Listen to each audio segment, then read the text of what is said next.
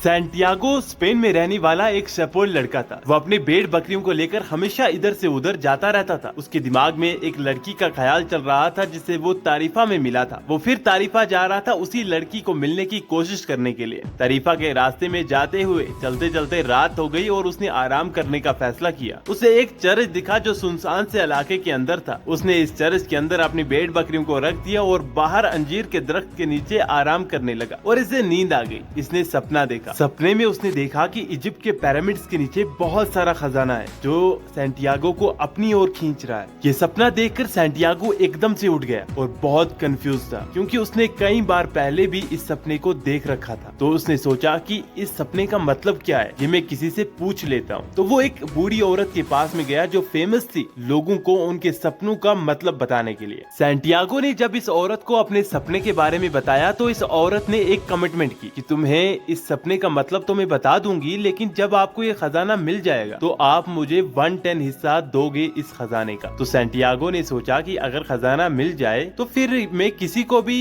ये दे सकता हूँ और ये तो डिजर्व भी करती है। तो सैंटियागो ने कहा कि ठीक है, मैं आपको खजाने का 1/10 तो दे दूंगा, लेकिन आप मुझे इसका मतलब बताओ। तो इस औरत ने कहा कि सच में आपको इजिप्ट जाना पड़ेगा और पिरामिड्स के नीचे आपको बहुत सारा खजाना मिल जाएगा। तो सैंटियागो ने सोचा कि ये तो कोई भी बता सकता था यार, और वो शहर की ओर चला गया। सैंटियागो एक बेंच पर बैठा हुआ था कि अचानक से उसके पास एक आदमी आया जो कहने लगा कि मेरा नाम मेल्किसेदेक है और मैं सालिम का राजा हूँ। सैंटियागो ने इसकी बात को इग्नोर किया क्योंकि वो बिल्कुल ही खराब कपड़े पहने हुए था। लेकिन उस आदमी ने एकदम से बोला कि मैं तुम्हारी मदद कर सकता हूँ खजाना ढूंढने में। उस बूढ़े आदमी ने कहा कि हर किसी की लाइफ में एक मुकाम पर पहुँचने का सपना होना चाहिए। आपके सपने की जो जर्नी होगी उसमें आपके साथ बहुत सारी चीजें होंगी। आपको बहुत सारे लोग ऐसे मिलेंगे जो आपके रास्ते में रुकावट बनेंगे और बहुत सारे लोग आपकी इस जर्नी में आपका साथ देंगे। और उस आदमी ने सैंटियागो को अपनी भेड़ बकरी बेचकर उस अपनी जर्नी की ओर बढ़ने की सलाह दी। तो सैंटियागो ने इनकी सलाह मान ली और अपनी सारी भेड़ बकरियां बेच दी। हालांकि सैंटियागो का कोई मन नहीं था अपनी भेड़ बकरियां बेचकर इस जर्नी की ओर बढ़ने का, लेकिन उस आदमी ने सैंटियागो को कन्विंस कर लिया। अब सैंटियागो ने भी सोचा कि चलो ये मेरी लाइफ का एक एडवेंचर हो जाएगा। वो सारे भेड़ बकरी बेचकर कुछ पैसे लेकर उस शिप पर चला गया जो अफ्रीका जा रही थी और यहाँ से शुरू होती है सैंटियागो की ये जर्नी। अब सैंटियागो पहुंच गया था मोरक्को के एक शहर टेंजर्स में, जहाँ पर इसके सारे पैसे किसी ने चुरा लिए। अब वो परेशान तो हो गया लेकिन उसने हार नहीं मानी। उसने कहा कि मैं मिशन पर आया हूँ और अपने मिशन को पूरा करके ही जाऊंगा। अब वो एक क्रिस्टल बेचने वाले के पास में गया और कहा कि मैं आपके क्रिस्टल्स को साफ कर दिया करूंगा, आप बस मुझे थोड़ा सा इसके बदले खाना दे दिया करें। तो इस क्रिस्टल बेचने वाले ने उसको कहा कि ठीक है, आप मेरे क्रिस्टल साफ कर दिया करें, मैं आपको खाना दे दिया करूंगा। इसी दौरान इस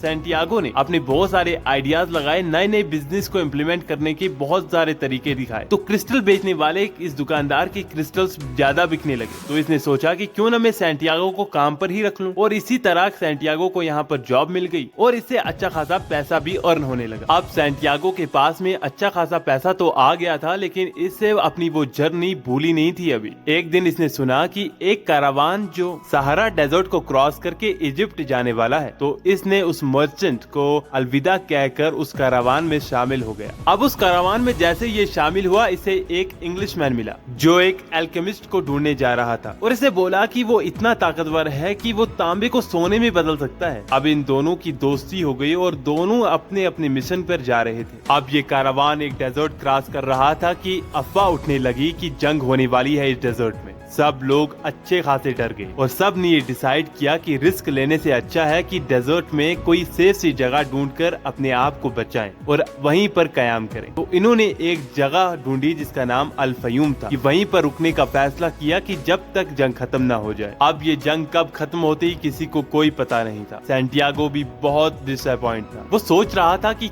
कब मैं उन पिरामिड्स के पास में पहुंचूंगा, लेकिन उसने हार नहीं मानी। जैसे ही वो अल फयूम में पहुंचे तो उस आदमी ने अल्केमिस्ट की तलाश शुरू कर दी जो इंग्लिशमैन था, और सैंटियागो भी इसकी मदद कर रहा था अल्केमिस्ट को ढूंढने में। अब उनको एक लड़की मिली जिसका नाम फातिमा था और उसी ने अल्केमिस्ट का इनको पता दिया। इंग्लिशमैन जो था वो अल्केमिस्ट की तलाश में निकल गया और सैंटियागो फातिमा के पास में बैठकर उससे बातें करने लग गया और दोनों ही एक दूसरे के प्यार में डूब गए। अब सैंटियागो रोज आता और अपनी फातिमा से मिलकर चला जाता, और दूसरी तरफ अल्केमिस्ट को ढूंढ लिया था इंग्लिशमैन ने, और अल्केमिस्ट ने इससे पूछा था कि आप मुझे कई सालों से ढूंढ रहे हो, लेकिन आपने कभी खुद कोशिश की है तांबे को सोने में बदलने की? तो इसके जवाब में इंग्लिशमैन ने कहा कि कभी नहीं, मैंने कोशिश कभी नहीं की। तो अल्केमिस्ट ने इंग्लिशमैन को असाइनमेंट दे दिया कि आप खुद कोशिश करो तांबे को सोने में बदलने की। अब इंग्लिशमैन को ये काम मिल गया था और दूसरी ओर सैंटियागो को मिल गई थी उसकी फातिमा। अब एक दिन सैंटियागो चल रहा था कि उसे विजन आया कि अल फयूम पर हमला होने वाला है। जैसे ही उसे ये विजन आया, वो दौड़ता हुआ अल फयूम के जो सरदार थे उससे कहा। ये बात सुनकर वहाँ के सरदार ने बोला कि ठीक है, हम तैयारी तो कर लेंगे, लेकिन अगर जंग नहीं होगी तो हम तुझे मार देंगे। अब ट्विस्ट ये है कि सच में अगले दिन एक आर्मी ने इन पर हमला कर दिया। ये लोग उनको हरा पाए क्योंकि ऑलरेडी प्रिपेयर्ड थे। और वहाँ का चीफ सैंटियागो से बहुत ज्यादा खुश हो गया और उसे बहुत सारा सोना दे दिया और वहाँ का काउंसलर भी बना दिया। अब सैंटियागो बहुत खुश था। वो कहने लगा फातिमा से कि अब मेरे पास जॉब भी है, बहुत सारा सोना भी है और आपसे शादी करके मैं यहीं अपनी जीवन को बिताना चाहूंगा। यहाँ पर फातिमा ने कहा कि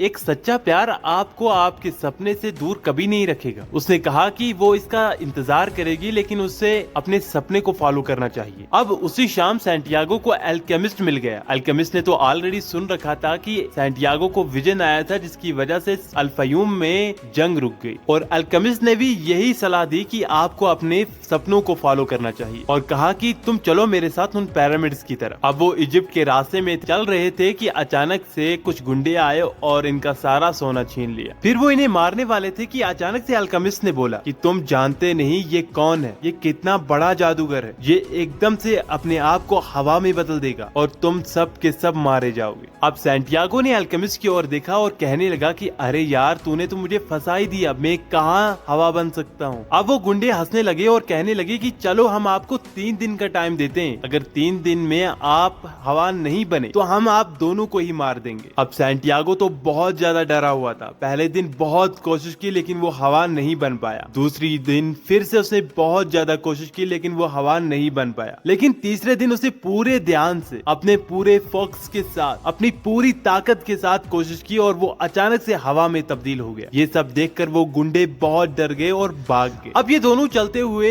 इजिप्ट पहुंचे। इजिप्ट के एक मोनेस्ट्री के अंदर इन दोनों ने बैठकर थोड़ी देर आराम किया। उसके बाद अल्केमिस्ट ने थोड़ा तांबा उठाया और उसे सोने में बदल कर सैंटियागो को दे दिया और कहा कि इससे आगे पिरामिड्स की ओर आपको अकेले को जाना पड़ेगा। अब सैंटियागो अकेले ही पिरामिड्स की ओर बढ़ गया। जैसे ये पिरामिड्स के सामने पहुंचा, इसने थोड़ी देर आराम किया और वहीं पर इसने खोदना शुरू कर दिया। लेकिन उसी समय कुछ और गुंडे आ गए। उन्होंने आके सैंटियागो को बहुत मारा पीटा और इससे सारा सोना फिर से छीन लिया और सैंटियागो ने अपने होश खो दिए और वो एकदम से अपनी कहानी को बड़बड़ाने लगा और उसने बोल दिया कि उसने एक सपना देखा था जिसमें उसने देखा था कि इजिप्ट के पिरामिड्स के नीचे बहुत सारा खजाना है जो मुझे ही मिलेगा। ये सारी बातें सुनकर सारे गुंडे हंसने लगे। उनमें से एक गुंडा बोला कि वैसे तो मैंने भी सपना देखा था कि स्पेन के एक चर्च के सामने अंजीर के दरख्त के नीचे बहुत सारा खजाना है जो मुझे उसकी ओर खींच रहा है, लेकिन मैंने अपने सपने को फॉलो नहीं किया। ये सब सुनकर सैंटियागो को सारा मामला समझ में आ गया। उसे समझ में आया कि सारा सोना उसी दरख्त के नीचे है जिस दरख्त के नीचे इसे वो सपना आया था। अब वो गुंडे हंसते हंसते यहाँ से चले गए। अब सैंटियागो ने दोबारा से बहुत ज्यादा मेहनत की और वापस स्पेन आया। स्पेन के उसी चर्च के उसी